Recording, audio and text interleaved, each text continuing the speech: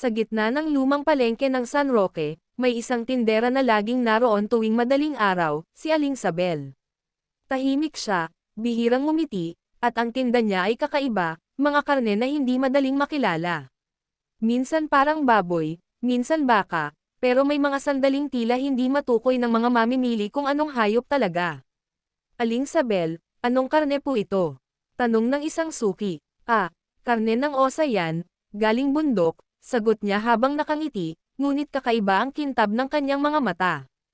Tuwing gabi, bago pa magbukang liwayway, may mga nakakakita ng anino sa gilid ng palengke. Isang matangkad na babae, nakayuko, naglalakad na parang hayop. Sabi ng mga tanod, may naririnig din silang kaluskos ng pakpak at tila halakhak ng babae na biglang naglalaho sa dilim. Isang araw, napansin ng mga mamimili na nawawala ang ilang batang naglalaro malapit sa palengke. Wala ring nakakaalam kung saan napupunta ang mga pasang ligaw. Sa gitna ng takot ng bayan, napansin ng mga tindera na mas lumalaki ang mga karne ni Aling Sabel, mas sariwa, mas mapula, at tila mas masarap daw sa luto. Si Lito, isang batang kargador, ang unang nagduda. Tuwing madaling araw, nakikita niya si Aling Sabel na dumarating galing sa kakahuyan.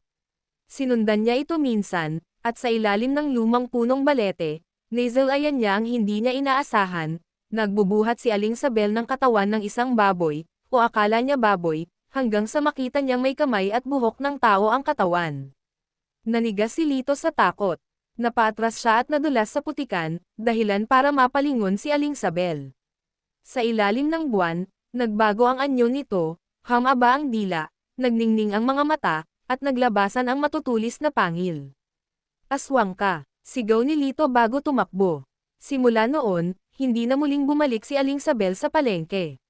Pero tuwing madaling araw, may mga nakakakita ng basang dugo sa kanto ng kanyang dating pwesto.